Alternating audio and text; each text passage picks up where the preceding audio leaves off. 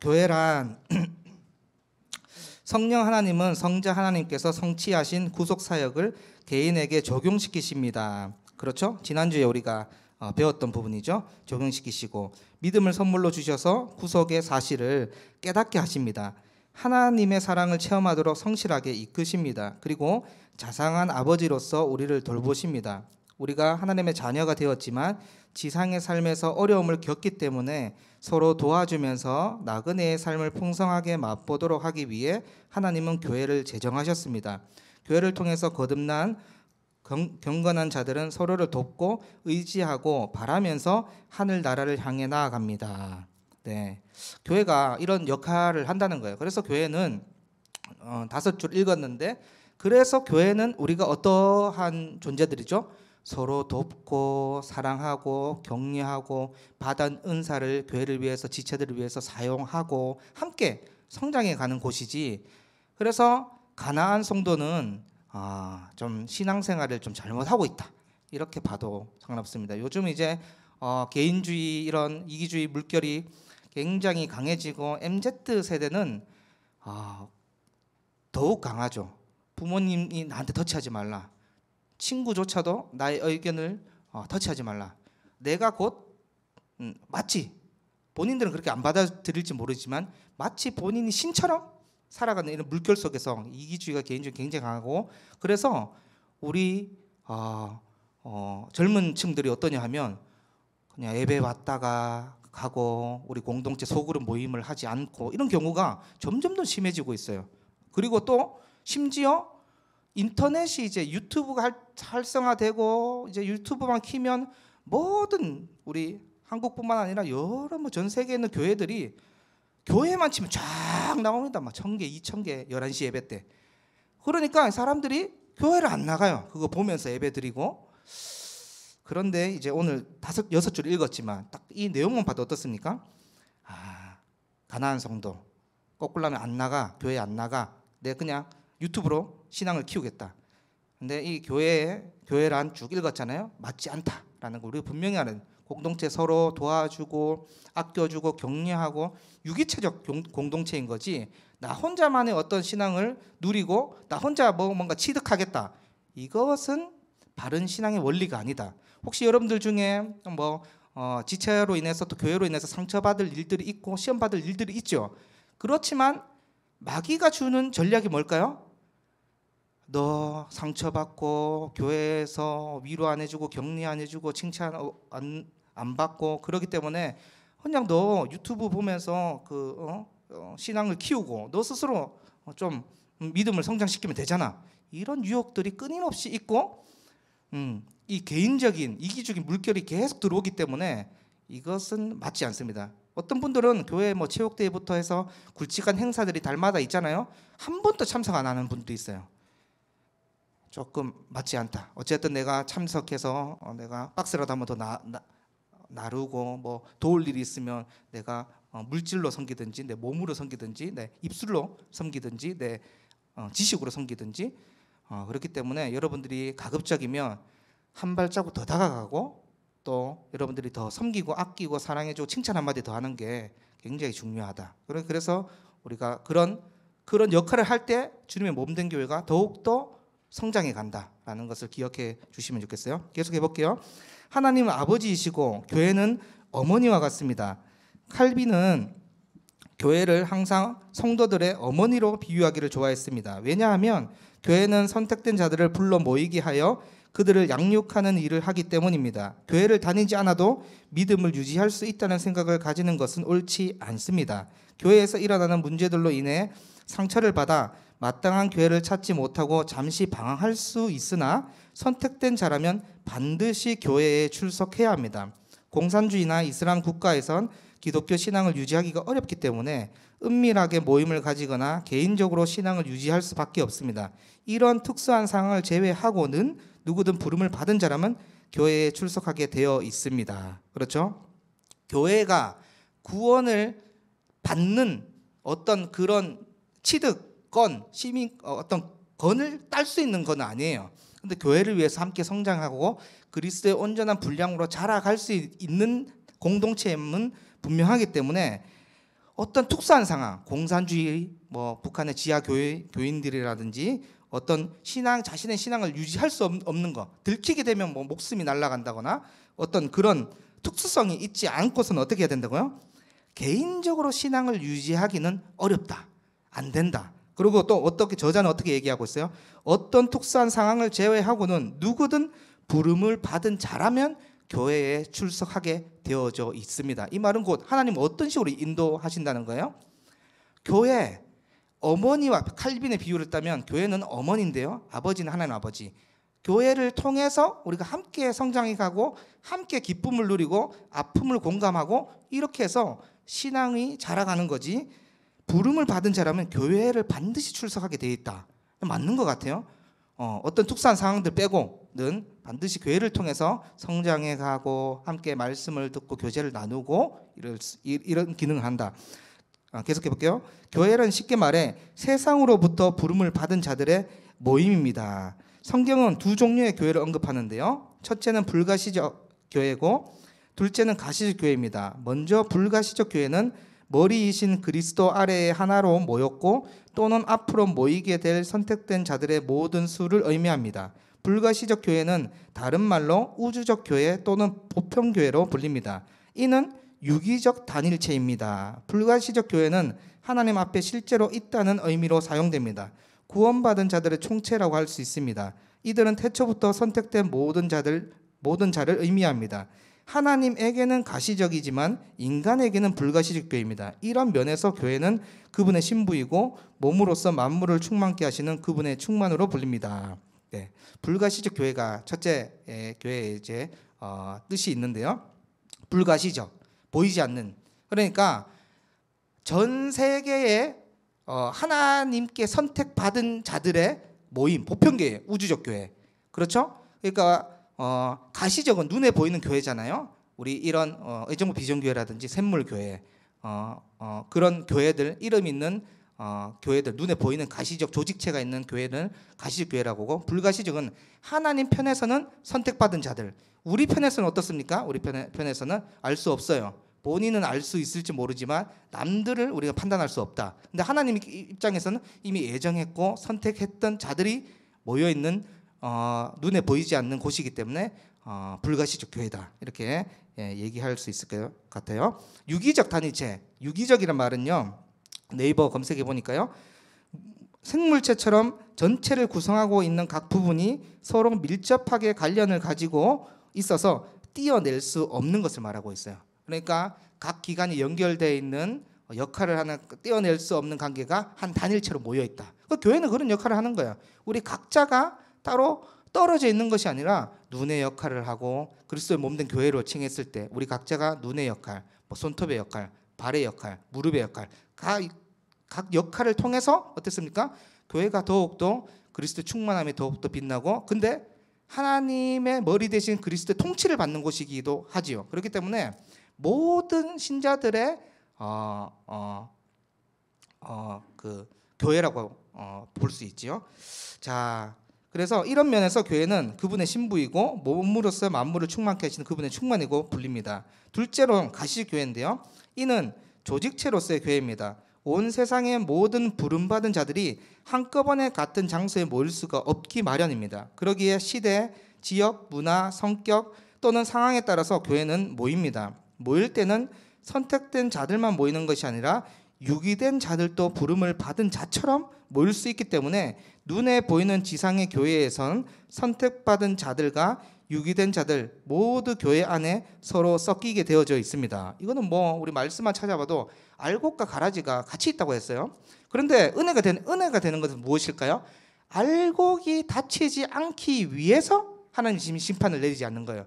하나님의 심판이 임할 때, 재림이 임할 때 신자들은 보호를 받습니다. 알곡과 가라지는 가라지 때문에 지금 당장이라도 심판을 내릴 수 있지만 가라지가 심판 받는 게 중요한 게 아니고 알곡을 보호하기 위해서 지금 하나님께서 우리를 좀 기다려 주시고 보호해 주시고 이런 의미로 생각해야 되지. 그래서 교회는 어떻습니까? 알곡도 있고 가라지도 있고 또 선택받은 자들과 유기된 자들이 함께 모여져 있습니다. 어떤 의미에서 좀 무서울 수 있겠지만은 우리가 그 하나님의 은혜에 초점해서 우리가 바라본다면 이미 창세전에 우리를 부르셨고 또 그 지금 우리가 이 자리에 있다는 것은 일단은 나의 의지를 가지고 내가 반응했지만 우리가 계속해서 부르심, 예정론, 선택론을 떠올릴 때 단편적인 면을 보지 말고 오히려 한 은혜의 요소, 이 단편을 바라보면요 정말 큰 은혜가 됩니다. 그렇기 때문에 야, 하나님께서 왜 선택된 자, 유기된 자 왜 놔두셨을까? 나는 혹시 유기된 자가 아닐까? 이렇게 너무 두려워하고 막 하나님 오히려 두려워할 수는 있어요. 하나님 두려움으로 내가 하나님께 좀 더 다가가는 건 괜찮지만 나는 좀 어떤가?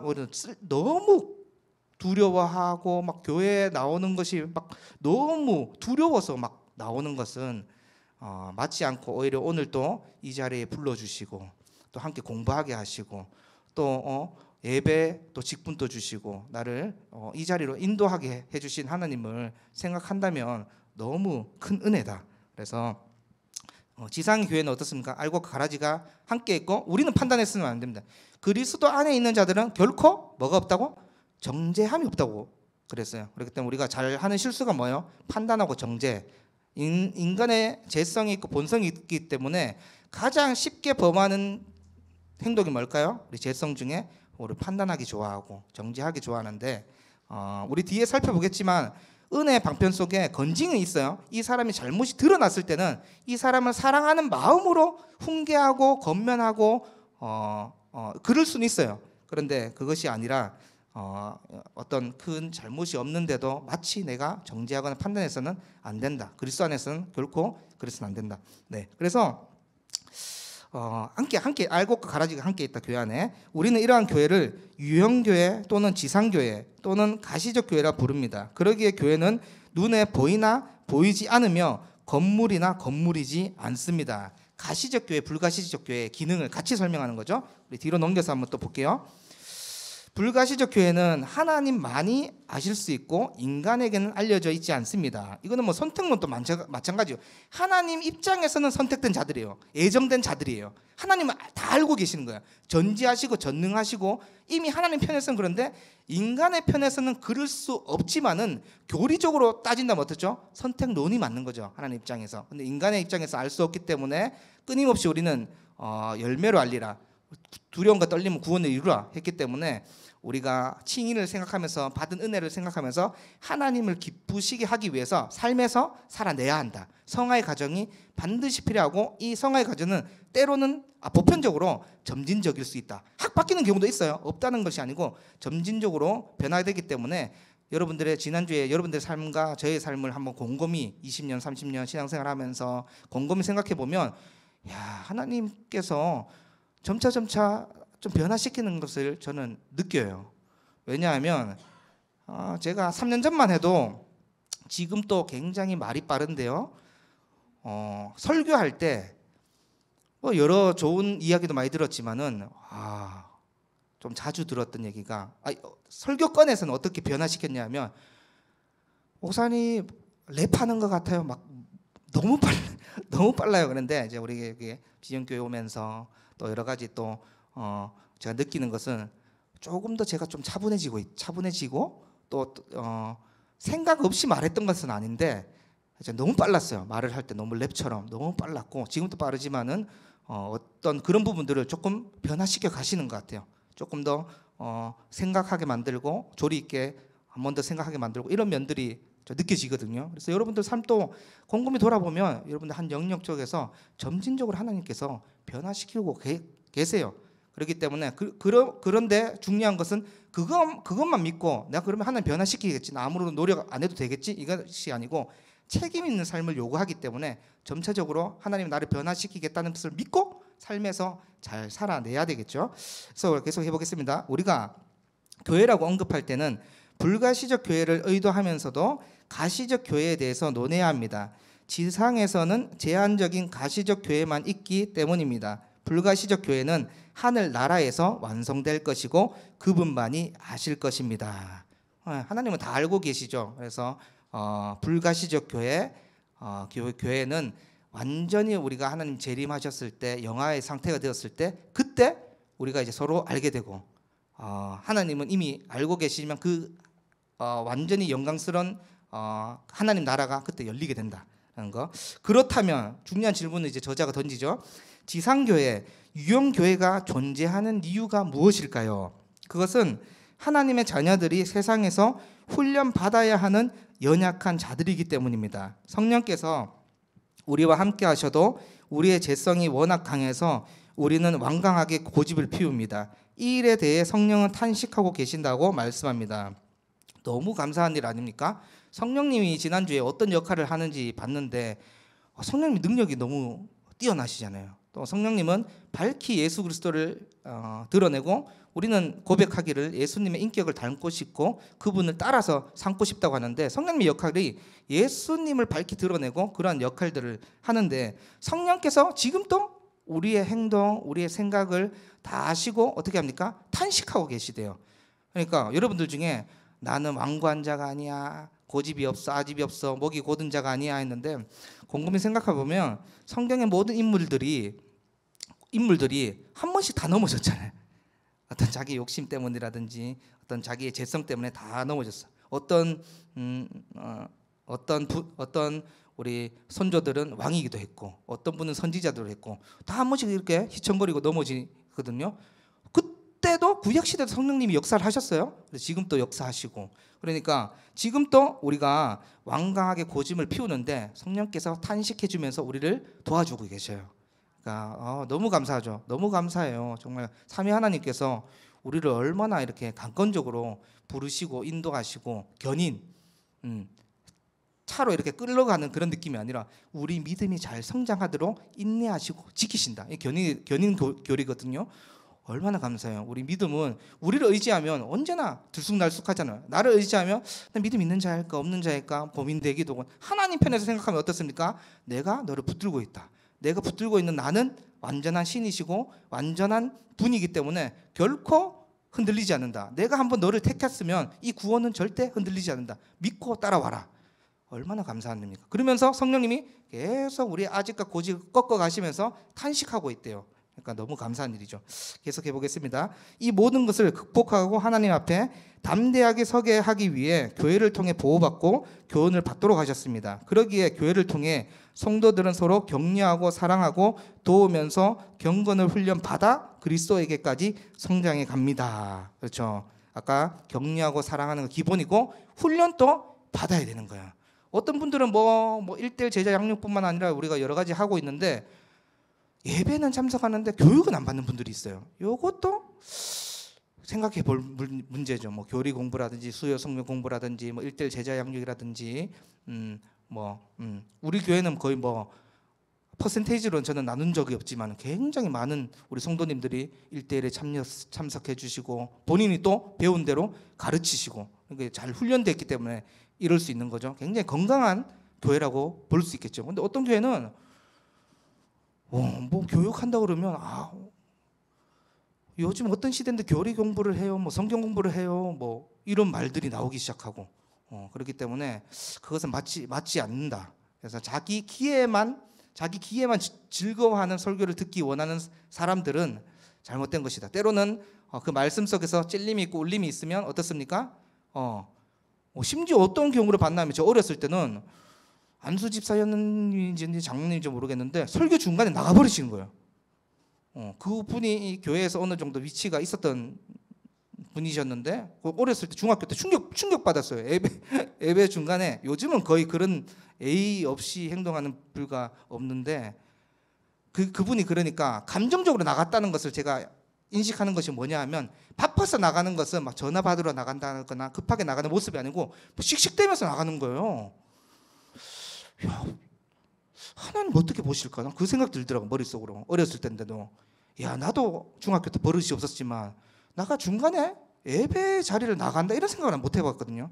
근데 그런 현상들을 바라볼 때에 본인의 귀에만 좋은 설교를 듣고 뭔가 찔림이 있고 울림이 있으면 본인이 그렇게 살아내고 회개하면 되는데 그거를 못 참는다. 이것은 자기 멋대로 설교자를 자주우지하겠다 이런 마음이거든요. 네, 그렇기 때문에 어쨌든 이 설교자를 3년 동안 7년 동안 교육받게 하고 그렇게 목사 안수를 받게 한 것은 하나님 뜻하심이 있고 설교자가 하나님 아니잖아요. 하나님의 주시는 말씀 연구하고 공부해서 전하는 온전한 말씀 전할 뿐이지. 그렇기 때문에 여러분들이 어떤 그 설교권 강도권을 또 인정해 주셔야 되고 또 그 중간에 예배 나가는 태도는 맞지 않습니다.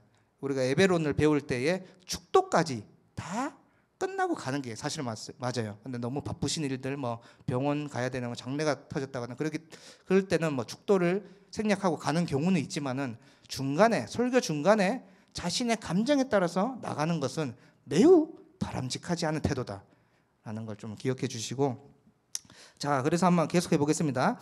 하나님은 사람들과 가시적인 사건을 통해 성도들을 보호하고 교훈을 받게 하시며 자신의 사랑과 하나님 되심을 알리십니다. 지상의 성도가 그러하듯이 지상의 교회도 거룩을 향해 나아갑니다. 우리는 이러한 교회의 다양한 성격 몇 가지 특징을 살펴볼 필요가 있습니다. 세 가지를 살펴볼 텐데요. 첫째는 뭐죠?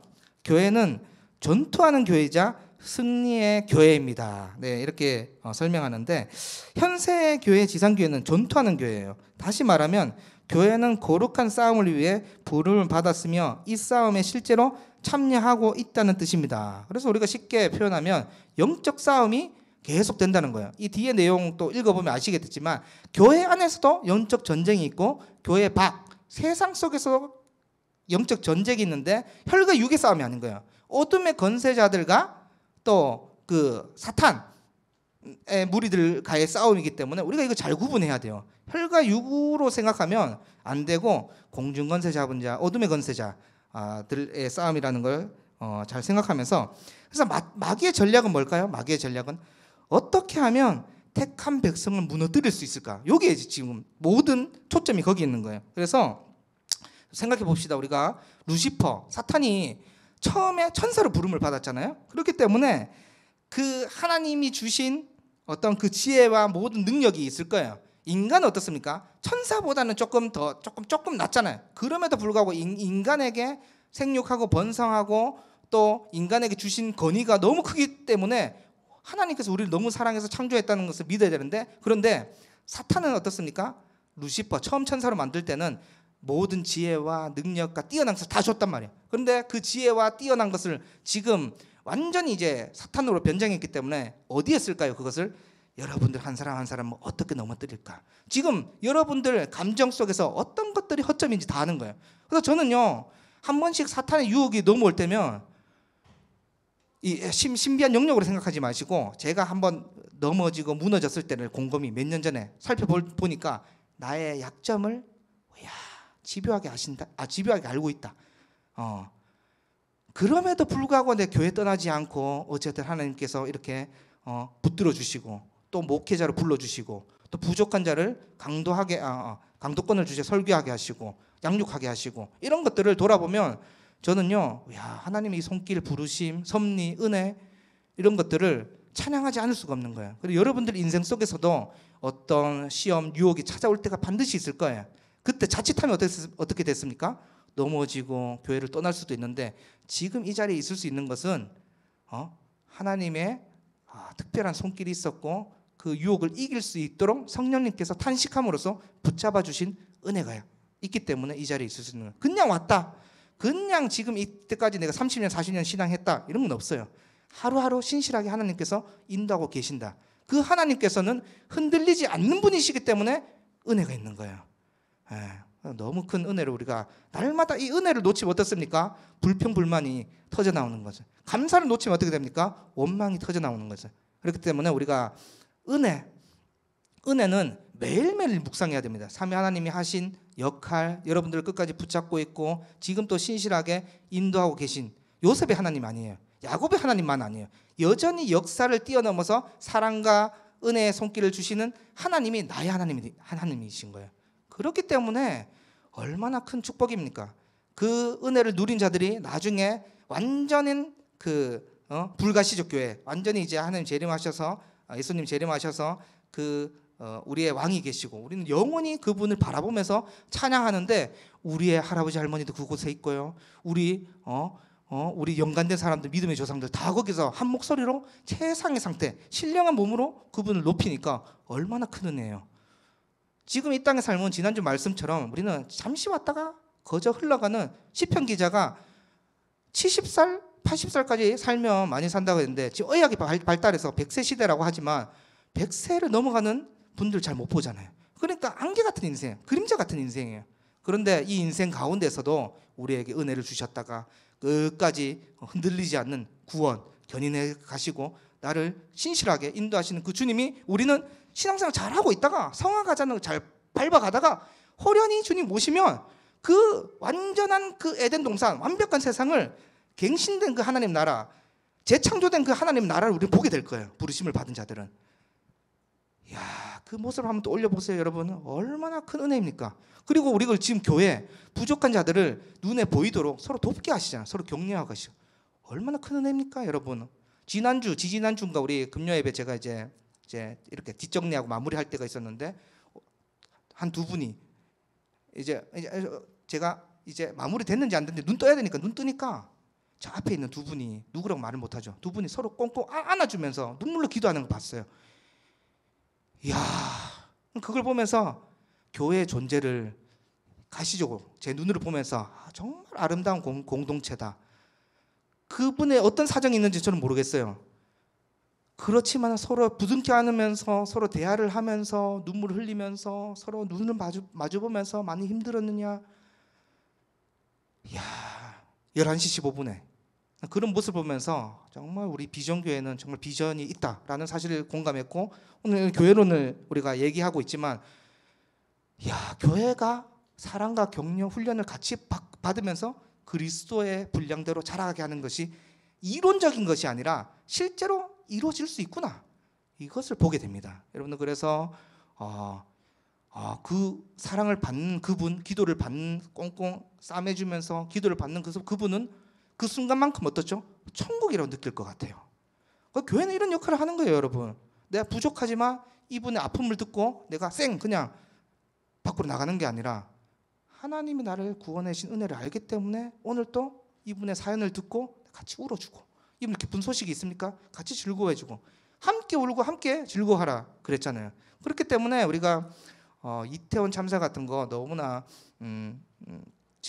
큰 사고 아닙니까? 그렇기 때문에 일단 우는 자들하고 같이 울어야 돼요. 잘못을 따지기 전에 일단은 같이 울어야 돼요. 교회 역할이 그겁니다, 여러분. 세상이 교회를 바라보는 것을, 왜 세상 너만 바라보냐? 교회가 세상 바라보면 안 되냐? 교회가 세상을 지적하면 안 돼요? 세상은요, 여러분, 지금 본인이 무슨 죄를 짓는지 몰라요. 그 세상의 원리는 뭡니까? 그럼에도 불구하고 본인은 찾고 싶다는 거야. 어떤 신이 있는 것은 분명한데 이 신은 모르니까 어떻습니까? 쾌락에 자신의 몸을 던지고, 다른 거에 자신의 몸을 던지고, 미디어에 빠져가지고 헤어나오지 못하고, 지금 뭔가 자신의 그게 아니면 자신이 신이 되든가, 무신론자. 이렇기 때문에 세상이 교회를 위해서 바라는 것을 우리가 왜 그렇게 따지고 들면 안 돼요. 오히려 세상이 그런 걸 요구할 때 우리가 우리 스스로 나는 삶에서 살아냈는가 반성하고, 또 우리 교회는, 공동체는 정말 우는 자들을 함께 울어줬는가 돌아봐야 되겠죠. 너무 안타깝더라고요. 그 소식을 3주 전에 듣는데 새벽에 눈 떴을 때 딱 그걸 소식을 딱 들었는데 처음에 거짓말인 줄 알았어요. 저는 이거 우리나라에 이런 일이 있을 수 있을까요? 처음에 그렇게 생각했어요. 거짓말인 줄 알고. 나중에 눈물이 나오더라고요. 눈물이. 이야, 참 또 부모님들 생각나고 20대 30대 그 새파란 청주 10대도 16명 있었다 그러잖아요. 그러니까 지금은 우는 자들 함께 울어줘야 되고 그런 역할이 있다. 지난주 2주 전에 그 금요철에 마치고 끝까지 남아있던 그 두 분을 보면서 저도 스스로 많이 반성하고, 내 사랑이 식었던 건 아닌가? 내가 우는 자들 함께 울려고 하지 않고 내 어떤 정해져 있는 시간만 내가 조금 그렇게 하지 않았나 돌아보기도 하고, 그런 역할들이 있다. 전투하는 교회지만은 뭐라고요? 승리하는 교회. 이미 주님께서 어떻게 승리를 하셨잖아요. 창세기 3장 15절 여자의 후손으로 오는 자가 뱀의 머리를 밟을 것이다 이미 예언했고, 예수 그리스도 이 땅에 오면서 어떻게 됩니까? 이미 승리하셨어요. 그러니까 이 사실을 우리는요, 이 땅의 성화의 가정만 잘 열매로 알리라 그랬잖아요. 잘 살아가면 어떻습니까? 호련히 휴가가 없습니다, 여러분. 가시적으로 눈에 보이듯이 올라갔듯이 가시적으로 내려오실 거예요. 우리 눈에 분명히 예수님께서 보여주실 것입니다. 그때 우리는 어떻게 됩니까? 영화의 단계에 이르게 될 터인데 그때 우리는 어떻습니까? 우리가 이론적으로 공부하고 머리로 이해하고 배웠던 그 승리를 맛보게 되는 거예요. 그러니까 승리로 시작해서 승리로 끝나는 거 신자들은 얼마나 큰 은혜입니까? 생명으로 시작해서 생명으로 끝나는 건 눈으로 확인하는 종교예요. 승리로 시작해서 승리로 마치는 건 눈으로 확인하는 종교예요. 다르지요. 전혀 다르죠. 원리가. 죽음에서 시작해서 죽음으로 끝나는 종교들도 많은데 우리는 그 원리가 다릅니다. 그런데 믿음으로 구원을 주신다고 하니까 이거는 뭐 말도 못하지요. 믿음도 선물이라고 해요. 거기에다가 교리적으로 보고 또 이론적으로 성경을 뒤져보면 이 믿음조차도 주님께서 주신다고 표현하거든요. 그러니까 우리가 생각해보면 99% 받았다 말 못하는 거 100%다 받은 거예요. 100% 다 받은 은혜를 알기 때문에 어떻게 됩니까? 이 땅에 살아가면서 남을 위해서 헌신하고 봉사하고 섬기고 눈물 흘리고 격려하고 함께 훈련받고 양육되어서 그리스도의 장성한 분량까지 자라가는 거예요. 너무 감사하죠. 자, 우리 두 번째 보겠습니다. 유형교회와 무형교회는 무형교회입니다. 교회는 앞서 설명한 것 같이 한편으로는 보이지만 다른 한편으로는 보이지 않는다는 뜻입니다. 유형교회와 무형교회가 모두 보편적이지만 두 교회가 모든 면에서 언제나 상응하는 것은 아니라는 사실을 염두에 두는 것이 매우 중요합니다. 무형교회에 속한 어떤 회원들이 반드시 유형적 기관의 회원이 되는 것이 아닙니다. 예를 잘 들어주죠. 예를 들면 임종의 자리에서 회개한 사람이라든가 범죄를 하여 잠시 동안 유형적 교회의 공동체로부터 출교당한 성도들이 그 예에 속합니다. 그렇죠. 우리 아까 전에 눈에 보이는 교회, 눈에 보이지 않는 우주적 교회, 보편교회를 배웠는데 반드시 무형교회 선택받은 자들이 유형적 기관, 이 어떤 그 개교회, 유형교회에 속한 것은 아니에요. 왜 그렇습니까? 임종을 앞둔 어떤 우리 부모님, 할아버지, 할머니가 우리 부모님들이 교회를 단 한 번도 나온 적이 없을 수 있고 이분은 세례를 안 받을 수도 있어요. 그런데 마치 예수님 십자가 달리실 때 우편에 앉았던 그 강도처럼 이 낙원의 이 말이라 그랬잖아요. 이분이 회개하고 주님 거하는데 정말 거하겠습니다. 진실로 고백했을 때 너가 낙원에 있을 것이다. 이렇게 예수님 했기 때문에 그런 유형교회에 속하지 않았지만 임종을 앞둔 사람은 그렇게 될 수 있다. 그 예를 얘기하는 거죠. 또 잠시 동안 유형적 교회의 공동체로부터 출교당한 성도들이 이 예에 속하게 되겠죠. 한편 그리스도를 고백하나 그에 대한 참된 믿음이 없는 거듭나지 않는 자녀나 성인들이 외형적인 기관으로서의 교회 안에 있을 수 있습니다. 알고 가라지 생각하면 되겠죠. 그러니까 이게 우리가 종교심이라는 게 인간 속에서 다 있는 거. 입으로는 고백할 수 있어요, 여러분. 이게 어떻게 보면 또 이 내용이 무섭지 않아요? 인간의 종교심이 다 있어요, 여러분. 인간에게 종교심이. 그렇기 때문에 고백은 하나 거듭나지 않을 가능성이 있다. 그렇다고 해서 뭐 하나님이 주시는 부르심에 문제가 있다거나 뭐가 잘못되거나 잘못된 어떤 것들 이런 뭔가 굉장히 헷갈린다. 하나님을 좀 불의한 재판장으로 생각하거나 뭐가 잘못된 재판장이다 생각하면 그런 쪽으로 생각하면 안 돼요. 종교심이 있기 때문에 인간에게 고백, 그냥 내 예수님 믿습니다. 실제로 우리 전도법, 우리 1:1 제자 교육 보면 전도법 이제 5분간 7분간 전하겠습니다. 전도법 있잖아요. 마지막에 영접기도 있잖아요. 영접기도 한다고 해서 그 반이 구원 받았다고 바라보면 안 됩니다, 여러분. 할 수 있어요. 왜? 구원 받으면 좋은 데 가네? 입술로 고백하면 좋은 데 간다고? 천국 간다고? 일단은 하자. 그 생각하는 사람들 우리 알 수가 없잖아요. 우리는 판단할 수 없잖아요. 판단할 수 없지만은 고백은 할 수 있어요. 그러니까 인간이 얼마나 무서운 존재입니까? 이 죄성이 얼마나 일단은 좋은 것이면 취득하고 보자. 일단은 말하고 보자. 이런 심리가 있을 수 있지만은 뭐라고 얘기합니까? 거듭나지 않는 자녀 성인들이 외형적인 기관으로 교회 안에 있을 수 있다는 거예요. 알곡도 있을 수 있고 가라지도 있을 수 있다라는 거. 그러나 그들이 그러한 상태로부터 벗어나지 않는 이상 무형교회에 소속되어 있다고 볼 수는 없습니다. 네. 벗어나지 않는 이상, 그 사람이 벗어나지 않는 이상 무용교회에 소속되어 있다고 볼 수는 없습니다. 이건 하나님의 편에서 선택된 자들을 얘기하는 거예요. 하나님의 편에서 선택된 자들이 이 사람이 구원의 소속으로 있을 수 없다는 거예요. 하나님 편에서. 이건 인간의 편에서 어떻죠? 알 수가 없는 거예요. 그분이 구원받았는지, 이분 안전한지 그런 걸 알 수가 없다는 거. 자, 우리 셋째 요거는 한번 읽어보시고요. 더 중요한 부분이 참된 교회에 있기 때문에 우리 밑으로 한번 내려가 보겠습니다. 참된 교회. 우리는 이 땅 가운데 살아가며 참된 교회와 거짓된 교회를 어떻게 분별할 수 있을까요? 종교개혁자들은 거짓된 교회의 대명사인 로마 카톨릭으로부터 나올 때 무엇이 거짓된 교회이며 무엇이 참된 교회인지 우리에게 명확하게 알려주었습니다. 이 부분은 여러분 학자들 세계에서도 의견이 나뉘어요. 우리가 로마 카톨릭으로부터 종교개혁을 일으켜가지고 구교, 신교 나뉘어진 건 아시죠? 네, 그래서 어떤 학자들은 아직 로마 카톨릭을 이단적으로 보긴 좀 힘들다라는 학자들이 있고요. 이 저자처럼 어떤 또 한 50%의 학자들은 이단이다, 다른 것들을 주장하고 있기 때문에 이렇게 보는 경우도 있는데, 네, 그러니까 거짓된 교회가 무엇이고 참된 교회가 무엇인지 우리에게 명확하게 알려주었습니다. 우리는 참된 믿음과 거짓 믿음을 잘 분별해야 됩니다. 누군가를 판단하기 위해서가 아니라 자신을 돌아보기 위해 분별력을 키우는 것입니다. 그렇죠? 내가 속한 교회가 주님의 몸된 교회가 맞는가라는 것을 염려해 볼 필요가 있어요. 분별력을 가질 필요가 있어요. 왜 그렇습니까? 분별력 없이 어떤 교리적 메시지라든지 어떤 성경 공부 이렇게 유익을 할 수 있는 것을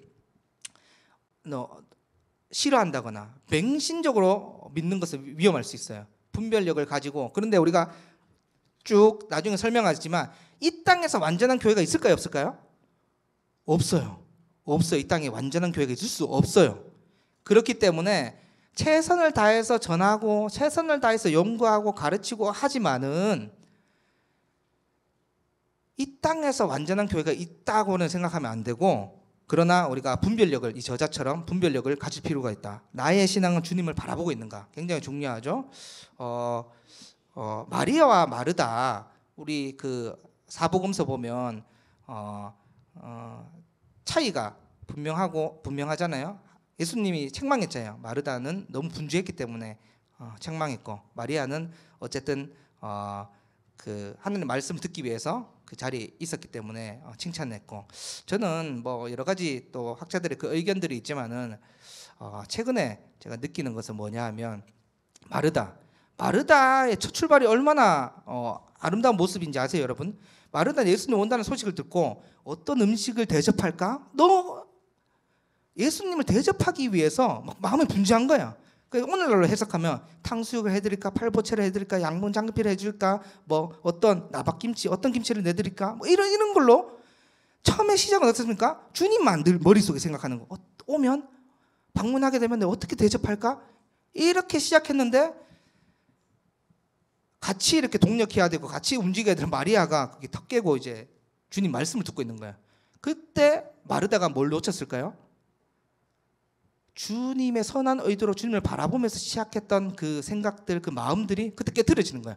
막 마리아 막 손짓했겠죠. 막 손짓 발짓 다 했겠죠. 지금 너무 바빠. 지금 막 요리할 것이 얼마나 많은데, 주님 시장하실 텐데 대접할 것들이 얼마나 많은데, 너 지금 거기서 주님 말씀 듣고 있을 때가 아니야. 와서 좀 도와라. 네, 그러니까 우리가 끊임없이 우리 분별력을 가진다고 했을 때 우리 마음 속에 섬기는 거, 봉사하는 거 너무 귀중하죠. 교사 모집도 또 순장님들 모집하는 거 굉장히 중요하죠. 그런데 우리 마음 가운데 뭐죠? 주님을 내가 바라보고 있는가 끝까지. 섬기는 분주함은 분주할 수 있어요, 여러분. 분주하고 있고 그 마음 너무 귀하잖아요. 막 뛰어다니면서 섬기는 모습 너무 귀하잖아요. 그런데 자칫 주님을 놓치고 있으면 주님께서 우리를 책망하실 수도 있다.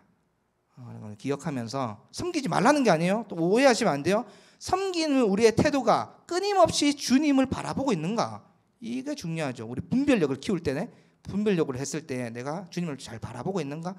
시작이 주님 없이 섬기는 것은 누구나 다 할 수 있습니다. 세상 사람들도 봉사할 수 있고 섬길 수 있어요. 그러나 우리는 목적이 다르잖아요. 주인을 바라보면서 내가 이웃을 섬기는가, 교회를 섬기는가, 그 태도가 너무나 중요하겠죠. 네. 그래서 교회가 분명히 하나로 있는 동안에는 참된 교회에 대한 표지의 필요성이 느껴지지 않습니다. 그러나 이단이 일어났을 때 참된 교회를 인식하는 표지가 무엇인지를 알 필요가 생긴 것입니다. 그렇죠? 모두가 참되고 모두가 바르다면 이런 분별력이 필요치 않아요. 그런데 우리가 알다시피 초대 교회부터 말씀을 왜곡하고 바울을 시험에 들어가고 거짓 선지자가 등장하기 때문에 참된 표지가 알려지게 되는 거예요. 참된 표지가 있다는 것은 감사해야 되겠죠. 계속 읽어보겠습니다. 초대 교회 때에 나타났으며 중세 시대에 이르러서 불분명해졌다가 종교개혁 시대에 다시 강하게 나타났습니다. 종교개혁 시대에 기존 교회는 크게 두 분파로 나뉘어졌을 뿐만 아니라 개신교 자체는 여러 교부회와 종파로 분열되었습니다. 그 결과로서 참된 교회와 거짓된 교회를 구분하는 표지가 필요하다는 것이 점점 절실해진 것입니다. 그러기에 지상교회의 불완전함과 인간의 재성을 중요시 여긴 종교개혁자들은 교회가 반드시 따라야 할 진리의 표준이 있다는 입장을 취했으며 그 표준이 하나님의 말씀인 것을 인정했습니다. 역사 속에서 여러분 잘 살펴보겠어?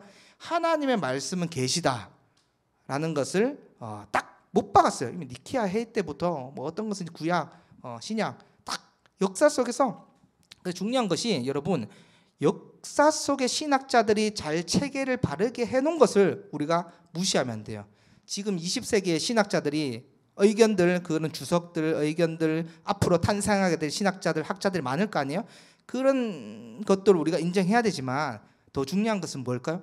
역사 속에서 삼위일체 하나님, 성경 계시의 말씀은 이루어졌다. 이런 굵직한 교리들, 예수님을 통해서 구원이 임한다. 오직 믿음으로 칭의를 의롭다함을 받는다. 이런 것들은 이미 역사 속의 천재들, 학자들이 다 수립했고 다 회의를 통해서 공포가 된 교리들인데 갑자기 오늘날에 와가지고 이게 뭐가 이 주장이 맞지 않다. 다원주의, 다른 곳을 통해서 우리가 구원에 임할 수 있다. 이런 획기적인 주장을 하더라도 학자들이 나타난다 하더라도 흔들리면 안 돼. 거짓일 가능성이 굉장히 높습니다.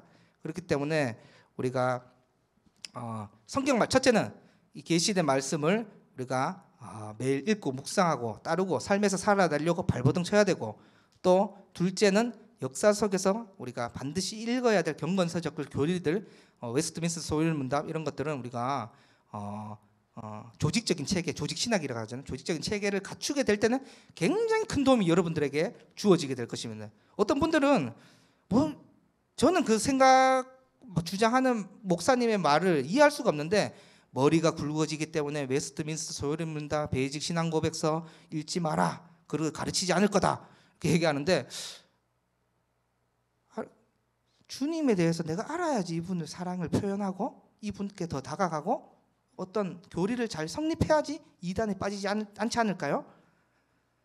배운다는 것은 여러분 좋은 겁니다. 여러분 첫째는 배워야 돼요. 요한복음 17장 3절 말씀을 우리가 기억한다면 하나님과 예수 그리스도께서 더 알려고 우리가 발버둥쳐요. 첫째 기준이 말씀을 더 다가가야 되고 말씀 속으로 빠져드는 게 첫째 원리인데 마치 말씀 속에 들어가기도 전에 어떤 목사님이 머리만 굵어진다는데 지식만 굵어진다는데 그게 여러분 생각해 볼 문제거든요. 먼저는 뭐 알아야 됩니다. 내가 아내에 대해서 내가 자녀들에 대해서 한 발자국 더 다가가기 위해서는 자녀의 특징이라든지 아내가 무엇을 좋아하고 무엇을 싫어하는지 알아야 됩니다. 하나님의 속성에 대해서 우리가 알아야 됩니다. 그렇기 때문에 여러분들이 궁금한 거 있으면 사무실 찾아오는 거에 대해서 저는 적극적으로 찬성을 합니다. 그리고 또 여러분들 개인적인 시간이 많아서 여러 경건서적을 더 읽으면 저는 좋은 거라 생각해요. 때로는 저보다 더 많은 걸 알고 와서 저를 당황하게 하더라도 속에서는 기쁠 것 같아요. 이분이 이상한 책을 읽지 않는 이상 완전 16세기 고전적인데 이게 제가 나도 접해보지 못했는데 뭔가 굉장히 잘 바르게 체계를 갖추어서 어떤 획기적인 질문을 한다면 저도 또 그 부분에 대해서 즉각적으로 대답을 못하는 획기적인 질문이라서 또다시 내가 연구한다면 하나님의 어떤 부분에 대해서 내가 조금 더 알게 되는 거잖아요. 여러분들 절대 지식을 갖추어 가서 머리만 굵어진다. 한편적으로는 맞아요. 맞는 어떤 의미로 얘기하는지는 알겠는데 일단은 우리가 어떻습니까? 계시된 말씀 속 들어가야 된다. 배우고 확신한 일에 거하라. 그럴 때 그 거하라는 의미는 무엇이었어요? 날마다 묵상해라. 날마다 거기에 딱 붙어서 상주해라 라는 뜻이거든요. 신기하게 말씀 속으로 들어가면 하나님 은혜를 주십니다. 살아낼 힘을 주십니다. 어떠한 시험 가운데서도 흔들리지 않고 그 시험이 문제가 해결되지 않더라도 거뜬히 지나가게 하실 힘을 주십니다. 그렇기 때문에 이 성경 계시의 말씀을 꼭 붙잡고 66권 이미 다 주어졌어요. 여전히 예전에 여러분들이 어떻게 하나님을 만났는지 모르겠어요. 기적적으로 하나님 만나는 경우도 있고 성령님의 강권적인 역사를 통해서 뭐 꿈이든지 환상으로든지 하나님을 만날 수 있다고 저는 봐요. 모르기 때문에 저는 하나님의 말씀을 잘 곰곰이 잘 듣고 그 내용을 바탕으로 기도했을 때 성령님께서 나를 탄식하시고 나를 완전히 변화시키는 어떤 그것을 깨닫게 하셨어요. 이렇게 보편적으로 은혜를 주신 경우가 있고 어떤 분은 당장 한 달밖에 못 사는데 획기적으로 내가 생명이 연장돼서 주님을 만났다. 이제 교회 나가야지. 이런 경우가 있고 또 환상을 통해서 꿈을 통해서 만나는 경우도 있어요. 그러나 이제 우리가 배웠다면 계시는 어떻게 완성되었죠? 성경으로 완성되었다. 하나님 어떻게 만날 수 있어요? 성경으로 계시의 말씀으로 만날 수 있다. 이 사실을 분명히 알면서 여러분들이 또 교회를 통해서 우리가 서로 아껴주고 사랑하고 또 어떻습니까? 서로 훈련받을 수 있다라는 것임을 우리가 꼭 깨달아서 우리 전투하는 교회지만 승리하는 교회라고 했잖아요. 끊임없이 사단은 너 혼자 신앙생활해라. 성경 가까이 하지 마라. 기도 생활 은혜 방편 3가지 있다고 뒤에 얘기하거든요. 말씀, 성례, 기도입니다. 이 은혜 저자는 어떤 식으로 얘기하면 이 은혜의 방편들을 통해서 하나님이 역사하신다고까지 얘기하기 때문에 우리가 여전히 꿈과 환상 왜 그러냐면 유튜브에 너무 유행이에요. 그런 것들이 자꾸 꿈을 쫓아간다거나 자꾸 무슨 환상을 쫓아간다거나 자꾸 내가 기적으로 하나님 만날 수 있다고 제가 인정을 하잖아요. 어떤 갑자기 몸이 낫다든가 하나님 은혜죠. 내가 죽을 병에 걸렸는데 하나님 고쳐주시는. 그런데 자꾸만 어떤 기적에 내가 계속 매달리고 있다면 맞지 않습니다. 이미 이제 더 하나님을 알아갈 수 있는 성경이 우리에게 주어졌고 이 교회를 통해서 우리가 서로 양육받고 더 성장할 수 있는 것이 교회라는 사실을 깨닫게 된다면 다른 교회 집회를 내가 더 많이 참여하고 있거나 그런 분들을 본다면 옳은 태도는 아니겠죠. 우리 지교회 오히려 더 공동체를 돌아볼 뿐 아니라 우리 영적 싸움을 같이 하는 거예요. 그렇지만 승리는 이미 보장되었기 때문에 여러분들 절대 두려워하지 마시고 끝까지 나를 신실하게 붙드시고 함께 눈물을 흘리고 함께 신앙생활하고 함께 전투를 벌여가는 우리 지체들이 옆에 있다는 사실을 꼭 붙잡고 나 혼자 아니다. 또는 혼자서 신앙생활 할 수 있다. 이 논리를 다 저버리시고 우리 함께 같이 가자. 이렇게 두 손 잡아주면서 그래서 여러분들 한동안 과제를 안 내드렸는데 굳이 과제가 있다면 여러분들 생각나시는 분들 누군가 날 위해 기도하네 그 찬양 가사처럼 여러분들이 이번 주 한 주만큼은 남들을 위해서 좀 기도해 주시면서 야 같이 우리 영적 싸움하자. 같이 우리 승리 보장된 이 교회에 아름답게 우리가 주님의 다스림을 받으면서 서로 지체가 되어주자. 이런 마음가짐을 꼭 가졌으면 좋겠습니다.